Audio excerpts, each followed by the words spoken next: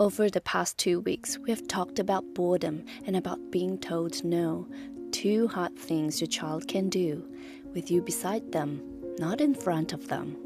I know I said we were going to cover loneliness and being upset together today, and I had every intention of doing that. But as I sat with the material, I realized that loneliness is its own complete thing. It asked for a full episode, and I decided to give it one. Squeezing it in alongside everything the next topic carries would not do either of them justice. Children are sometimes lonely, and we need to be able to let that be true.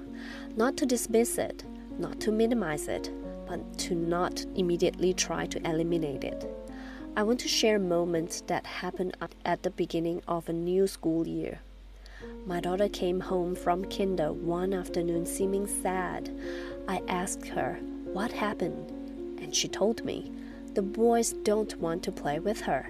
She doesn't have anyone to play with. She doesn't have friends at school." My heart sank. I think every parent does when they hear those words. There's something about your child's loneliness that lands in you like your own. The first thing I did was give the feeling a name. That feeling you're describing, that feeling of wanting someone to play with and there being no one, that's called lonely. It's a really hard feeling to carry. This sounds like a small thing. It is not. Children do not automatically know the names of their feelings. They feel the weight of something without having words for it. And a feeling without a name is much harder to process than a feeling you can point to and say, that is what this is. Dr. Dan Siegel, the author of The Whole Brain Child, describes this as name it to tame it.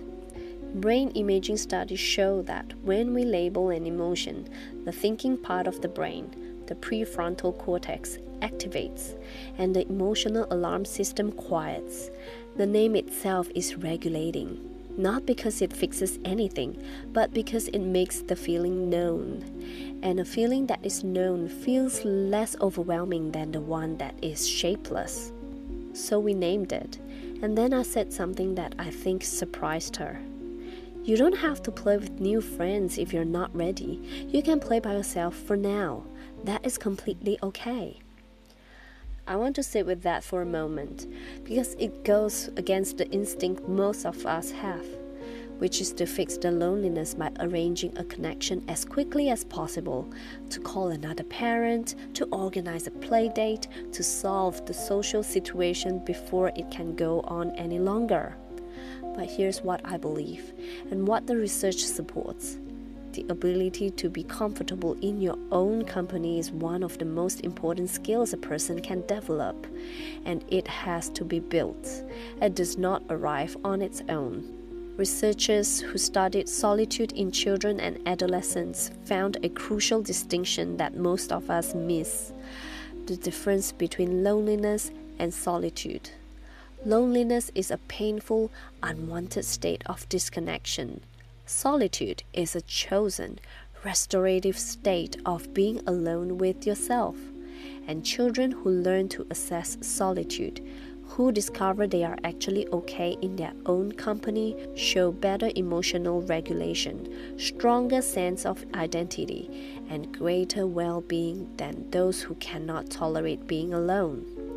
What I gave my daughter in that moment was not permission to give up on friendship.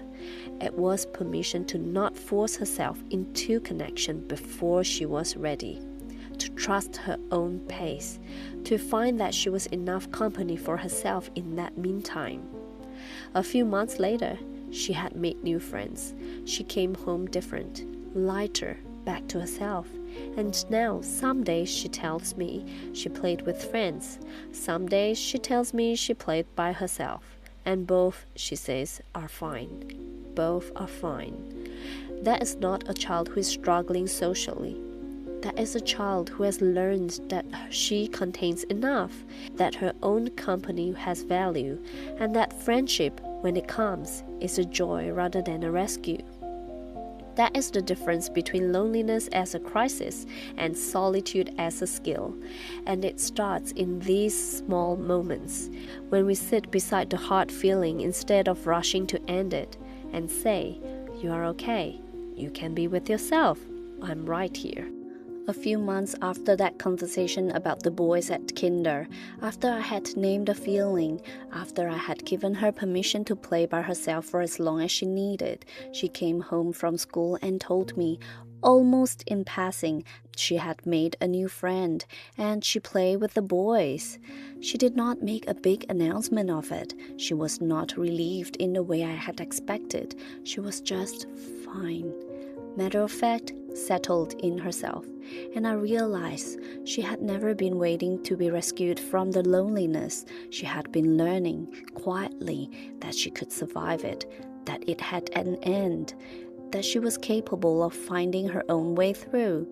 That is what you are building when you sit with your child in loneliness instead of rushing to eliminate it. Not toughness, not resilience in the heart, armored sense of that word.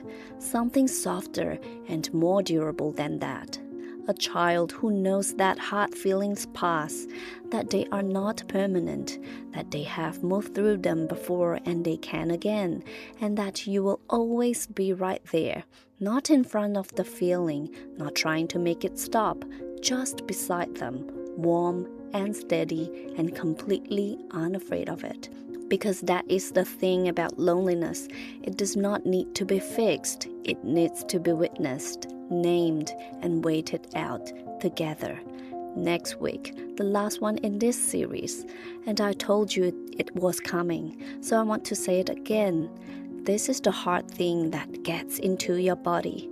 Out of everything we have covered across these 3 episodes, it is the hardest one to stay present for. But it is also where the most extraordinary thing happened in our home. Something my daughter said that stopped me completely.